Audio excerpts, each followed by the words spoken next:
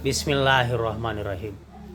Dina kasempatan ieu urang ngabahas tentang sakit oge panyakit. Sabab ieu salah sawios anu ku Gusti Allah kalebet kana ujian. Salah sawios ujian anu ku Gusti Allah dipasihkeun ka jalma mukmin. Jadi ka jalma mukmin mah ujian, ari ka jalma kafir mah siksa. Gering teh, sakit teh, ari keur jalma nu ariman mah eta teh ujian. Ari keur jalma anu teu iman mah eta teh siksa gitu. Sehingga urang kedah sabar, kedah tabah di mana urang dipasihan gering, ngalaman gering gitu. Nya salah sawiosna dina Al-Qur'an anu urang tos apal dina surat Al-Baqarah 155 itu kan urang teh bakal diuji, diantarana diuji nate ku berkurangna kesehatan. A'udzubillahi minasyaitonirrajim. Bismillahirrahmanirrahim. Wala nabluwanakum bisyai'im minal khauf wal ju' wa naqsim minal amwal wal anfus wasamarat wa basiris sabirin alladzina idza asobathum musibah qalu inna lillahi wa inna ilaihi raji'un ulaika alaihim sholawatu mir rabbihim wa rahmah wa ulaika humul muhtadun. Jeung kami kaaranjeun bakal nguji ku pirang-pirang perkara. Diuji ku rasa sieun, mawa agama Islam kadang-kadang sieun ku jalma kafir diteror gitu. Khauf aya rasa sieun ku jalma kafir, ku jalma musyrik, ku jalma munafik gitu. Sok sieun ngaganggu gitu. Kulantaran urang iman Islam tuluy manehna teresepeun. Jadi aya rasa sieun. Diuji ku kelaparan, diuji ku kurangna jiwa, wa naqsim minal amwal wal anfus, diuji ku kurangna harta, ku kapakiran, kamiskinan. Diuji ku gering gitu. Atawa oge diuji di keluarga aya nu maot gitu. Oge diuji ku kurangna dahareun. Tah maka Gusti Allah marentahkeun babasyiris sabirin alladzina idza asobathum musibah qalu inna lillahi wa inna ilaihi raji'un. Sing sabar gitu. Istirja balikeun deui ka Gusti Allah. Da sakit teh gering teh eta teh hakikatna mah ti Allah. Maka istirja uihkeun ka Gusti Allah. Lamun ku ucapan eta istirja teh ucapan inna lillahi wa inna ilaihi raji'un. Ya abdi sadaya teh kagungan Gusti Allah. Jeung abdi sadaya bakal balik ka Gusti Allah. Tah eta disebut kalimat istirja. Nyata dikembalikeun da asalna ge ti Allah. Ieu teh gering teh da hakikatna mah asalna ti Allah. Maka balik deui ka Gusti Allah, urang nyuhunkeun di sembuhkeun deui. Maka sing saha jalma anu pasrah Itu ka Gusti Allah istirja, maka bakal menang keberkahan, jeung bakal menang rahmat, jeung bakal menang hidayah. Jadi orang tangtu sekali-kali bakal ngalaman sakit gitu. Orang sekali-kali bakal ngabogaan penyakit gitu. Nyari sakit mah daya mah subjektif ya. Rasa ya, perasaan, rasa nyeri, rasa teu nyaman, rasa aya gangguan. Jadi sakit mah nyata langsung dirasakan gitu.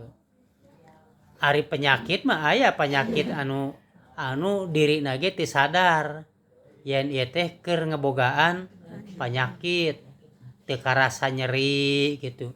Padahal sebenarnya dina dirina, dina awakna teh aya penyakit gitu nya. Jadi ari penyakit mah objektif nya. Penyakit mah bisa ditempo, dipariksa ku dokter contohna. Ari sakit mah pan dokter ge teu ngarasakeun. Nu ngarasakeunna mah anu sakit na nyeri, contohna nyeri kepala, nyeri gigi contohna, atawa nyeri sendi. Eta mah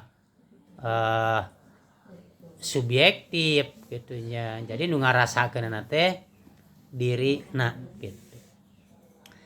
Nah, saha di antawisna dina Al-Qur'an anu ku Gusti Allah dipintonkeun di antara nabi-nabi anu sakit gitu nya.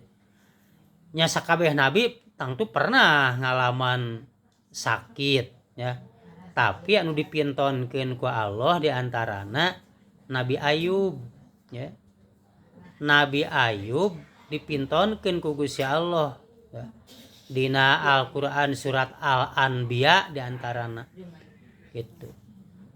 Nabi Ayub teu damangna 18 tahun. Urang mah pan henteu nya teu pernah ngalaman gitu. Nabi Ayub ti umur 51 tahun gering teh nya. Ti umur 51 tahun gitu. Tamah we 18 tahun tah teu damang gitu. Nya saterasna mah tos 18 tahun Nabi Ayub sehat deui. Da usia Nabi Ayub 83 tahun. Jadi eta keajaiban ya gitu. Keajaiban Nabi Ayub teh teu damangna teh berat pisan atuh. Lamun di urang mah bangsaning bisul, bungkul gitu, penyakit kulit. Jadi penyakit-penyakit anu memang nya penyakit kulit anu masyarakat ge sieun tepa. Dugikeun kan Nabi Ayub kan diasingkeun. Da sieun tepa teh jadinya nya nyeri, nya ku masyarakat diasingkeun sieun tepa. Ya penyawatna kitu, penyawat kulit, bangsaning bisul, bungkul. Berbahasa kiwari bisa kanker gitu ta gitu. 18 tahun. Nah Nabi Ayub ikhtiar terus ngubaran dirina, tuluy berdoa, ngadoakeun diri sorangan ya. Jadi lamun urang gering ngadoakeun urang sorangan kumaha doana gitu. Dina ayat ke-83 nya surat Al-Anbiya ayat 83 ngadoakeun diri sorangan. Jadi mun urang gering doakeun awak urang teh ku sorangan ku urang. Batur can aya nu ngadoakeun can nu ngalayad. Ya ngadoa we sorangan gitu. Nah, dina surat Al-Anbiya ayat 83. Anni masaniyad durru wa anta arhamur rahimin. Anni masaniyad durru, ieu kuring teh gering, ieu kuring teh boga kanyeri gitu. anni masaniyadur wa anta arhamur rahimin. Anjeun teh Gusti pangsae-saena tukang mere rahmat. Bulak-balik we urang deh gitu. Ngadoa ka Gusti Allah, ngadoakeun ka diri sorangan. Urang upamana nyeri kepala mah, nyeri gigi, nyeri sendi, nyeri patuangan. Naon aya kanyeri nu dirasakeun ku sorangan gitu. Ngadoa we diri sorangan, ngadoakeun awak sorangan gitu. Jadi ulah hungkul ngadaguan didoakeun ku nu sejen. Urang sorangan oge ngadoakeun diri sorangan gitu. Ani masaniyadurru wa anta arhamur rahimin gitu. Ani masaniyadurru wa anta arhamur rahimin. Ya Allah, ya abdi teh gering, ya Allah abdi teh nyeri gitu. Anjeun ya Allah anu tukang masihan rahmat gitu. Sabaraha jalan we eta mah kitu kumaha urang gitu. Tah eta doa contona ngadoakeun diri sorangan di mana diri ngarasa nyeri, ngarasa sakit gitu. Tah eta contona ku Nabi Ayub. Sehingga alhamdulillah Nabi Ayub ku ngadoana ku kalimatna eta tuluy Nabi Ayub ge ikhtiar neangan obat. Dugikeun ka akhirna mah Nabi Ayub ge manggihan. Nyaeta manggihan cai gitu. Ngalangkungan ku sampeanana ditenyerageun tuluy kaluar cai. Tah eta caina ku anjeunna dieueut, dianggo ibak kitu nya. Nyapan harita can aya dokter gitu. Jadi naon we diikhtiaran ku cara naonnya sehingga Nabi Ayub tah menakan eta cai. Nah dieueut, dianggo ibak, alhamdulillah Nabi Ayub sehat gitu. Terus oge keluargana kumpul deui. Pan asalama istrina ge kabur. Teu sabar istrina teh kan ngurus salaki kulila mah oream capek teu kuat. Tah saparantosna Nabi Ayub sehat, istrina kumpul deui. Ya di keluarga tuluy ku Gusti Allah dipasihan deui turunan. Nyaeta galuh deui putra 10. Margi putra anu ti payun mah sadayana maraot kulantaran asalna eta permintaan ti iblis kan. Kan iblis meminta ka Gusti Allah gitu. Da Ayub teh gitu. Takwa soteh kusab Ayub mah keluarga besar kulantaran beunghar pan Nabi Ayub teh nya keluargana keluarga besar oge beunghar gitu. Tah setan ka Gusti Allah sok lamun Ayub cenah hartana dieuweuhkeun mah jeung keluargana ditiayakeun sina maraot gitu. Tah Ayub teh cenah cantang tu takwa. Tapi ternyata Nabi Ayub teh sobar. Jadi lamun urang gering maka urang teh kudu sobar gitu. Eta teh pokona mah. Mun urang gering teh kudu sobar. Nu geringna kudu sobar, nu ngurusna kudu sobar. Tapi peristiwa Nabi Ayub mah nu geringna mah Nabi Ayubna sobar, nganu ngurusna teu sobar pikeun ka kabur kitu nya. Tah kitu salajengna oge anu dicontohkeun ku Nabi Ibrahim. Nah Nabi Ibrahim kan boga keyakinan wa idza maridtu fahuwa yashfin. Itu nu aya dina Al-Qur'an surat Asy-Syu'ara ya, surat Asy-Syu'ara. Wa idza maridtu fahuwa yashfin. Lamun kuring gering maka anu bakal bisa nyageurkeun teh mantena Gusti Allah gitu. Jadi salaresna ari Gusti Allah parantos berkehendak mah sagala penyakit ge bisa dicabut ya. Anu urang mungkin eta penyakit teh pamohalan, da penyakit teh pamohalan leungit da geus kitu kronisna kitu nya. Tapi di mana Gusti Allah tos menghendaki itu eta penyakit teh ku Gusti Allah dicabut, sehingga ku dicabutna penyakit maka rasa sakit ge jadi leungit gitu. Tah ieu kayakinan dicontohkeun ku Nabi Ibrahim, wa idza maridtu fahuwa yasfin. Amun kuring ieu gering maka kuring yakin anu bakal bisa nyageurkeun teh Gusti Allah. Jadi urang lamun gering entong pesimis, jigana mah moal cager, tuluy sedih we terus. Sabab urangna suuzon, moal cager jigana mah. Jadi ku sedih terus jadi nurun ke si etana si kekuatan tubuhnya.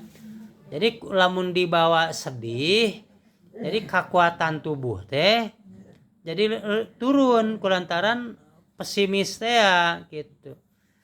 Nanya kitu deui di mana keluarga urang aya nu gering, anjeunna nu geringna sina optimis, sina boga gede harapan gitu, sing alus sangka ka Allah ieu gering teh bakal cager gitu. Oge urangna anu ngurusna oge itu kudu optimis, insyaallah ieu anu teu damang teh kitunya bakal cager, bakal sehat deui. Jadi awak teh diri teh lamun dibawa optimis mah jadi karena kekuatan tubuh jadi ningkat gitu. Jadi perlu dikelola pikiran hate gitunya. Kudu semangat gitu. Taku semangat mah gitu insyaallah ya di mana Gusti Allah tos menghendaki maka bisa jadi sehat gitu. Nah salajengna dicontohan ku Nabi Muhammad ari doa kanggo ngadoakeun jalma anu teu damang. Jadi nu teu damangna jalma anu sejen, urang nu ngadoakeun. Eta dina hadis seueur aya sababaraha redaksi nya di antarana Allahumma robban nas azhibil ba'sa isfi antas syafi la syifaa illa syifauka syifa'al la yughadiru saqoma. Tarjamahna Allahumma robban nasi, ya Allah anu ngurus manusia. Jadi manusia teh diri urang teh aya nu ngurusnya. Jadi lain urang unggul diri urang ngurus diri urang. Awak urang teh aya nu ngurusna gitu. Gusti Allah nu ngurusna teh. Eta keluarga urang, anggota keluarga teu damang aya nu ngurusna. Gitu. Allahumma robban nas azhibil ba'sa, ya Allah leungitkeun panyakit, ya Allah cabut eta panyawatna gitu. Isfi antas syafi, ya Allah damangkeun ieu nu nuju teu damang. Da anjeun teh ya Allah anu tukang ngadamangkeun. La syifaa illa syifauka, teu aya anu bisa ngadamangkeun, angin anu bisa ngadamangkeun mah mung anjeun. Syifa'al la yughadiru saqoma, anjeun ngadamangkeun bahkan bisa eta tilas-tilasna ge teu aya gitu. Tah jadi aya doa nya eta ngadoaakeun diri urang sorangan kitu nya nu aya dina Al-Qur'an surat Al-Anbiya ayat 84 redaksina nyaeta dicontohan ku Nabi Ayub kitu nya. Aya ngadoakeun jalma anu sejen eta ayana dina hadis redaksina gitu. Nah jalma anu nuju teu damang jalma mukmin mah salian ti eta teh ujian nah atunya jalma mukmin maka jeung diuji eta teh keur ningkatkeun darajat. Jika urang ke sakola kelas 4 di SD diuji ku guru ulangan ngarah naon maka jeung aya ujian pan engke supaya ningkat engke jadi kelas 5 engke jadi kelas genep. Jadi jalma diuji teh eta teh keur ningkatkeun darajat gitu. Naon deui paedahna teu damang teh eta teh kiparat dosa. Jadi jalma anu teu damang mah eta teh dosana terus ngurangan gitu, berkurang terus gitu. Sehingga perluna sobar gitu. Jadi nu teu damang sobar. Tah dosa-dosana teh tuluy ngurangan dugikeun ka seepna gitu. Ngan sabalikna lamun teu damang tuluy aral eta teh kalakah tambah dosa gitu. Gitu jadi kudu sobar gitu. Nya kitu deui anu ngurus nu teu damang eta teh bakal meunang pahala. Dan memang pan teu gampang nya ngurus nu teu damang mah. Nya capekna tanagana pikiranana nya oge hartana gitu. Sehingga jalma anu ngurus nuju teu damang teh tah mudah-mudahan ku Gusti Allah teh dipasihan kasobaran, dipasihan oge rezekina diberkahkeun. Tah tausiahna sakitu salajengna ayeuna urang sasarengan Al-Qur'ana anu ku Nabi Ibrahim diaoskeun nyaeta nu tingina ngawitan aya nu kalimat innahum aduwwul li itu ngawitan teu dinya dugikeun ka ayat kana ain ya kana 80 sabaraha 78 atas kapenak surat Asy-Syu'ara surat Asy-Syu'ara tinggawitan ayat 77 mangga urang kawitan surat Asy-Syu'ara ayat 77 ngawitanana mangga a'udzu billahi minasy syaithanir rajim bismillahirrahmanirrahim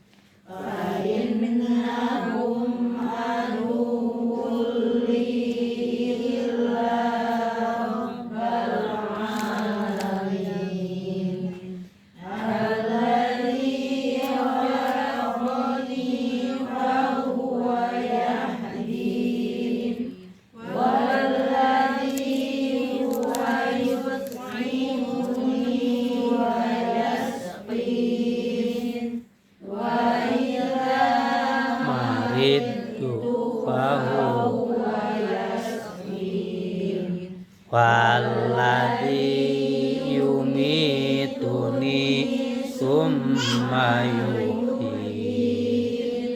walladzi aqma'u ayyafirali khati'ati yaumaddin rabbi habli hukman wa alhiqni bis-sholihin waj'al li lisana sidqin fil akhirin waj'alni min warathati jannatin na'im waghfir li abi innahu kana minadh dhalimin wala tuhzini yauma yub'atsun yauma la yanfa'u malun wala banun illa man atallaha biqalbin salim. Shadaqallahul azim. Alhamdulillah Al-Quran ku urang tos diaos nyaeta suratna surat Asy-Syu'ara. Asy-Syu'ara teh hartosna para penyair. Surat nomor ka-26 ayatna ti ayat 77 dugikeun ka ayat 88 nyaeta keyakinan Nabi Ibrahim nu mere rezeki teh Gusti Allah, anu mere hidayah teh Gusti Allah, anu nyageurkeun lamun gering teh Gusti Allah. Jadi ulah pesimis mah cager imah teh ulah kitu nya. Eta teh goreng sangka.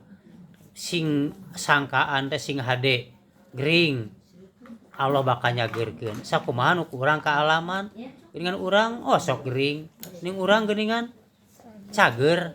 Kitu tah kudu kitu kayakinan urangnya.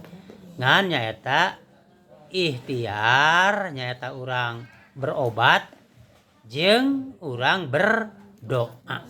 Hatur nuhun alhamdulillahirabbil alamin. Assalamualaikum warahmatullahi wabarakatuh. Waalaikumsalam.